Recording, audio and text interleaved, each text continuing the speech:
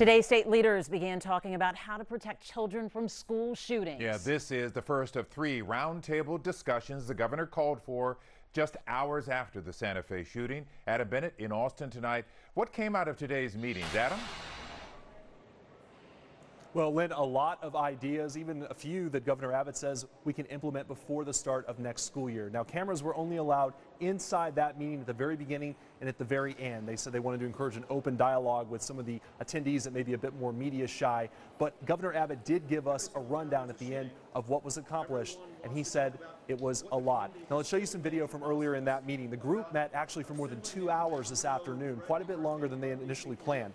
It included state lawmakers from both chambers, also both parties, law enforcement officials, superintendents, even an architect was there. The Governor Abbott said afterwards he left the meeting with far more than he thought he was going to. He mentioned several different ideas they discussed, but he also singled in on a few that they could implement before the start of next school year. He mentioned using more money for active shooter training and also expanding a threat assessment system he says is already being used in Lubbock schools.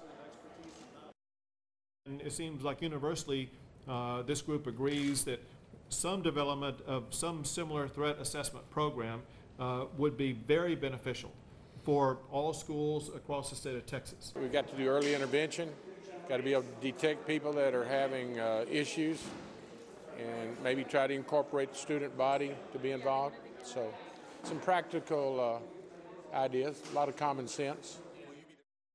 Now, Senator Whitmire, who you just heard from there, he says he will be at all 3 days of these roundtable discussions, but actually each day the overall panel will be different, and so will the topic that they focus on. Tomorrow, I'm told they will be focusing on gun regulation, mental health, and also the underlying causes of gun violence. Now, just a note, no one was present from Santa Fe today, though the Galveston County District Attorney was there. And on Thursday, the governor says we will be hearing from victims and the families of victims in some of these recent shootings. Mia? All right, we are just getting started with the conversation. Adam Bennett, thanks so much.